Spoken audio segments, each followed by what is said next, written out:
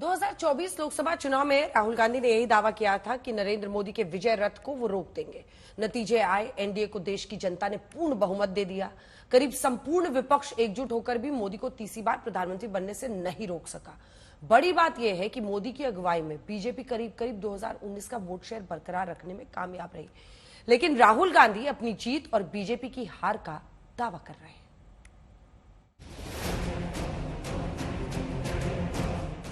BJP का चुनावी अभियान राहुल गांधी को लेकर नकारात्मक नैरेटिव के इर्द गिर्द बुना गया। दावे किए गए कि राहुल ने ऐसा कुछ नहीं किया जिससे जनता का भरोसा उनमें पैदा हो, ऐसा कुछ नहीं किया जिससे परिवारवाद के तमगे से पिंड छुड़ा सके। बीजेपी ने इसी तमगे को उन पर चस्पा करने का कोई मौका नहीं छोड़ा, तो वहीं राहुल गांधी हर मौके पर बीजेपी के सिलेक्टिव अप्रोच पर निशाना साधते रहे। शहजादे ने मान लिया है कि उनकी दादी, उनके पिताजी, उनकी माताजी के समय जो सिस्टम बना वो दलितों, पिछड़ों, आदिवासियों का घोर विरोधी रहा है।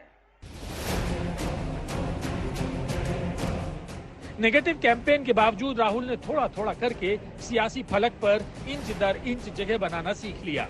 अब वो संकोची राजकुमार से कमान संभालने वाले परिपक्व नेता बन चुके हैं, जो विपरीत हालात को भी अपने पक्ष में बदलने का माद्दा रखते हैं। लाइन लगने वाली है सीटों की, टकाटक टकाटक टकाटक टकाटक। दरअसल राहुल का सीधा मुकाबला मोदी के जबरदस्त सियासी करिश्मे और अमित शाह के नतीजे देने के हिसाब से बनाई गई चुनावी मशीनरी से था, जिसे आरएसएस वर्कर्स का इंजन खींच रहा था। लेकिन राहुल गांधी ने बहुत ही चालाकी से असंभव माने जाने वाले लक्ष्य को पूरा कर लिया। ये सब राहुल ने अपनी इमेज बदल कर किया। राहुल गांधी ने 2024 का चुनाव दो मोर्चों पर लड़ा।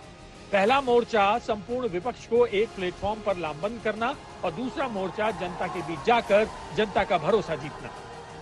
लोकसभा चुनाव से पहले राहुल गांधी ने 2 चरण में भारत जोड़ो यात्रा की। कई महीने की थका देने वाली यात्रा के बावजूद राहुल ने खुद को जनता से सीधे तौर पर कनेक्ट किया।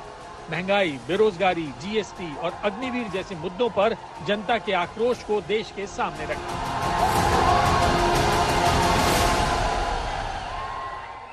नफरत के बाजार में मोहब्बत की दुकान खोल रहा हूं।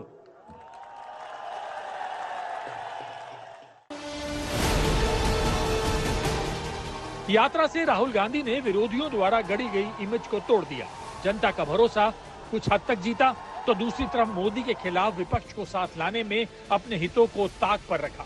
राहुल का पूरा फोकस सबको साथ लाने पर रहा, यानी इंडिया गठबंधन पर। हमने इंडिया गठबंधन के पार्टनर्स की रिस्पेक्ट की, उनकी जो विशेष थी उनको हमने साथ लिया, और आपने देखा होगा कि जहां भी गठबंधन लड़ा हम एक होके लड़े। चाहे समाजवादी पार्टी के अखिलेश यादव हो, चाहे डीएमके के स्टालिन, चाहे आरजेडी के तेजस्वी यादव, चाहे उद्धव ठाकरे, राहुल ने क्षेत्रीय क्षत्रपों के साथ गजब की केमिस्ट्री स्थापित की। ये वही केमिस्ट्री है जिसके चलते सभी ने राहुल को अपने नेता के तौर पर स्वीकार किया है। अगर राहुल गांधी जी स्वीकारने को तैयार है नेतृत्व, तो हम विरोध क्यों करेंगे? राहुल गांधी देश के नेता है, ये प्रूव किया है। राहुल गांधी लोकप्रिय नेता है, देश की जनता ने उनको स्वीकारा है। हम सब उनसे प्यार करते हैं, हम उनको चाहते हैं सब लोग। इंडिया गठबंधन में प्रधानमंत्री पद के ऊपर कोई मतभेद ही नहीं है। इंडिया गठबंधन चुनाव में मिली हार में भी अपनी जीत देख रहा है। वहीं कांग्रेस के लिए भी 99 सीट उनके सबसे खराब 3 प्रदर्शन में एक है। दूसरी तरफ बीजेपी का दावा है कि कांग्रेस के झूठे प्रचार से वोटर भ्रमित हुआ। मैं दुनिया में ढोल पीट रहा हूं कि हम मदर ऑफ डेमोक्रेसी है, और ये दुनिया में जाकर के बता रहे नहीं हमारे देश में तो डेमोक्रेसी ऐसा कुछ नहीं, कि वो मोदी बैठ गया है, वो एक चाय बेचने वाला यहां पहुंच कैसे गया, कुछ तो गड़बड़ की होगी। भारत के नागरिकों को चुनाव प्रक्रिया के प्रति अविश्वास पैदा करने का षड्यंत्र है। 2024 के परिणाम का इशारा एक संतुलन वाली सरकार है। सत्य यही है कि नरेंद्र मोदी लगातार तीसरी बार प्रधानमंत्री बन गए और राहुल गांधी की अगुवाई वाली कांग्रेस विपक्ष में है। अब देखना यही होगा कि राहुल गांधी से उम्मीद लगाकर बैठे इंडिया गठबंधन का भविष्य क्या होगा। आज तक ब्यूरो। यूपी के विधानसभा चुनाव 2027 में होने वाले हैं, लेकिन सभी पार्टियों ने आगे की रणनीति पर काम अभी से ही करना शुरू कर दिया है। कांग्रेस के जो सीनियर लीडर हैं प्रमोद तिवारी ने बीएसपी प्रमुख मायावती को इंडिया गठबंधन में आने का न्योता दिया। अब आपको समझाते हैं मायावती को अपने साथ आने का न्योता कांग्रेस ने क्यों दिया है। 2024 लोकसभा चुनाव में बीएसपी का खाता नहीं खुला, लेकिन बीएसपी का जाटव वोट करीब करीब इंटैक्ट रहा। बीएसपी को 2024 लोकसभा चुनाव में लगभग 9.5% वोट मिले, 9.39। हालांकि 2019 लोकसभा चुनाव से बीएसपी का वोट प्रतिशत गिरा, तब बीएसपी को 19% वोट मिला था, यानी लगभग आधे हो गए हैं। 10% की गिरावट है, मायावती को घाटा हुआ है। बड़ी बात यह है कि 16 ऐसी लोकसभा सीटें थी जहां एनडीए की जीत और इंडिया गठबंधन की हार का अंतर बीएसपी को मिले वोट से कम था। इसी वजह से ये बात कही जा रही है। इसमें 15 सीटों पर एनडीए 50,000 से भी कम वोटों से चुनाव जीती। सिर्फ एक सीट शाहजहांपुर बीजेपी 55,379 वोटों से जीती।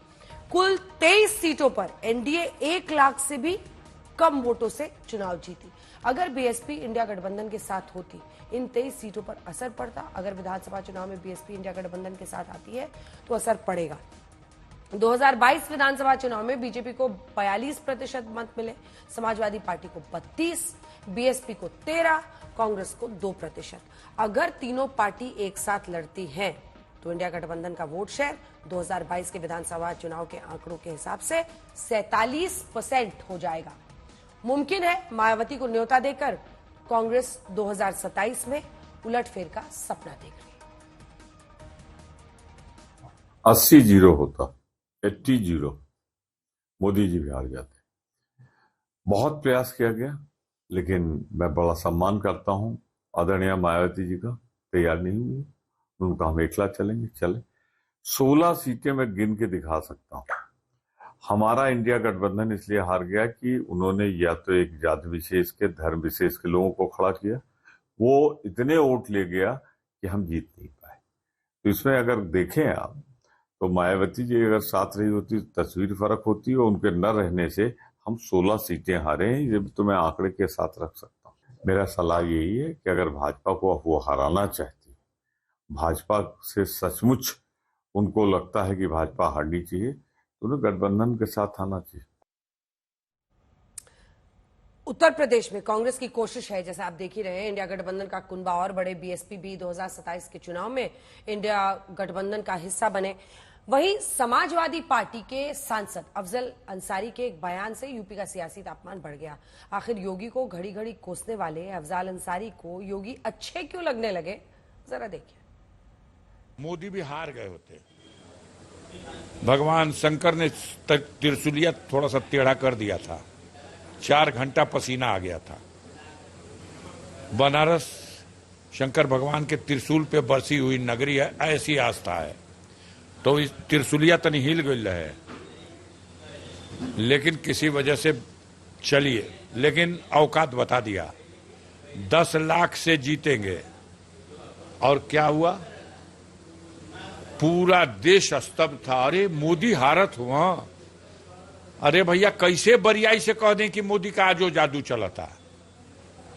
हमने ये सच है कि योगी ने जिता दिया मोदी को बनारस में, ये नहीं माना जाएगा। जीप में जब मोदी घूमेंगे रोड शो में, तो अपने पैर के नीचे एक ऊंचा सा डब्बा रख के खड़े होंगे, ताकि वो योगी के सर से 2 फीट ऊंचे हो जाएं, और वो बिल्कुल नीचे रहेंगे। अफजाल अंसारी समाजवादी पार्टी के सांसद हैं। माफिया मुख्तार अंसारी के भाई हैं, लेकिन अचानक योगी की तारीफ कर रहे हैं। अफजाल अंसारी के बयान के पीछे 3 थ्योरीज बताई जा रही है।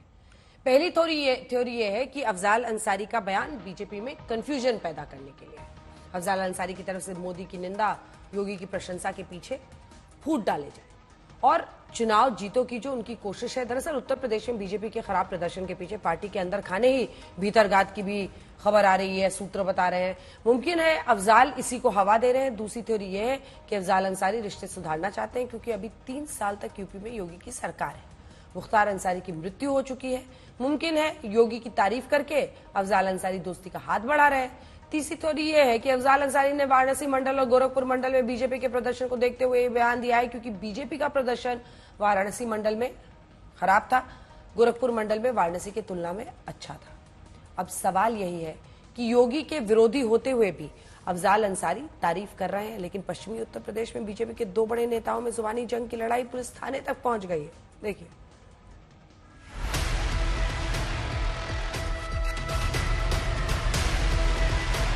बीजेपी के पूर्व विधायक संगीत सोम और पूर्व केंद्रीय मंत्री संजीव बालियान के बीच जबानी जंग अब पुलिस थाने तक पहुंच गई। अभी तक भीतरघात को लेकर एक दूसरे पर आरोप प्रत्यारोप का सिलसिला चल रहा था, लेकिन अब दोनों की लड़ाई एफआईआर तक पहुंच गई। मैं इस पर एफआईआर कराने जा रहा हूं। अभी जैसा आपको बताया, किसी ने ये बांटी है, मैं एफआईआर कराने जा रहा हूं और ये गलत है, किसी की ये साजिश है, इस पर देखना पड़ेगा। थाना लालकुर्दी अंतर्गत एक प्रार्थना पत्र प्राप्त हुआ है, जिसके संबंध में जो बिंदु दिए गए उसके बारे में जांच की जा रही है।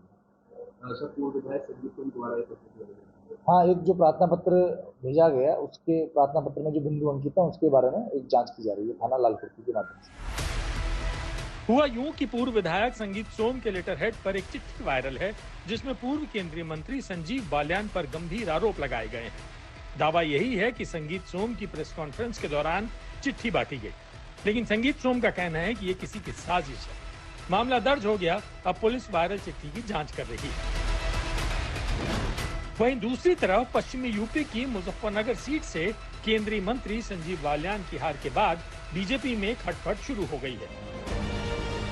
समाजवादी पार्टी के उम्मीदवार हरेंद्र सिंह मलिक ने संजीव बालियान को 24,672 वोटों से हराया। समाजवादी पार्टी के हरेंद्र सिंह मलिक को 4,70,721 वोट मिले, तो संजीव बालियान को 4,46,049 वोट मिले।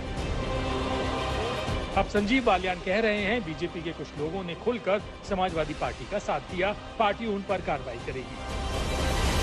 मंत्री चुनाव के दौरान संगीत सोम के कई बयान है, उस बयान का बड़ा नुकसान देखा जा रहा है, अगर माना जाए तो। मुख्यमंत्री की रैली हुई है, रैली होने के बाद तुरंत बाद उनका बयान आता है, लेकिन ऊपरी तल पर मतलब माना जाए प्रदेश अध्यक्ष या कोई कार्रवाई नहीं की गई, जबकि बयान अलग अलग बयान आए।